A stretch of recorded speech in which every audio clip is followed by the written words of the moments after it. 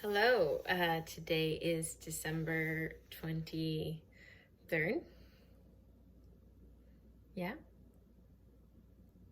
No, today is December 22nd.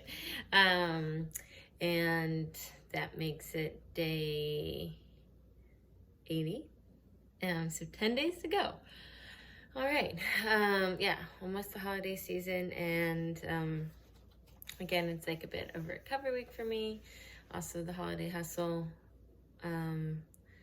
What have I been thinking about my recovery? I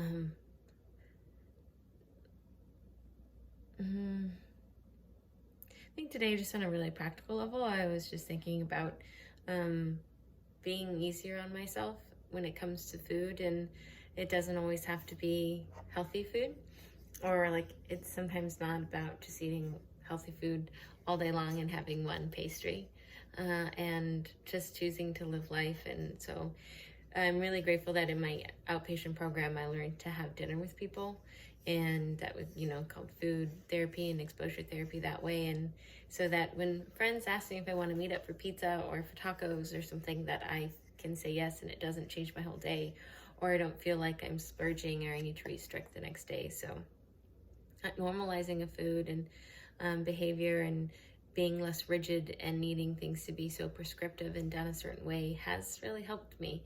And it is like a conscious thing that I have to think about.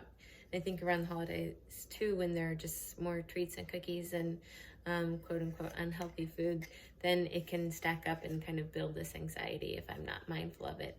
And it's like I have to choose with each meal how to feel about it, how if I'm going to internalize it well, let it stick to me, or be a positive or negative experience. And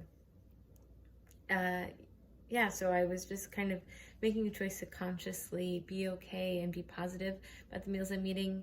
Also, not to use those meals as an excuse to overeat, and to be like, oh, they're unhealthy, so it doesn't matter what I eat and I'll snack all the time, but still like treating them like meals, and treating it like lunch, and then lunch is done, and then dinner, and then dinner is done, and if snack, then snack is done. And so it's been good to practice that, especially with a lighter running movement schedule.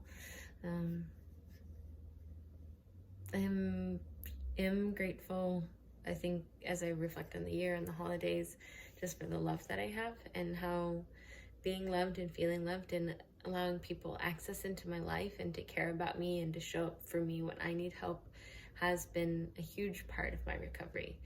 Just giving people access to my life, and not always trying to be the one who's there for other people, and so then running or hiding from my own problems, but allowing people to meet me in my struggle.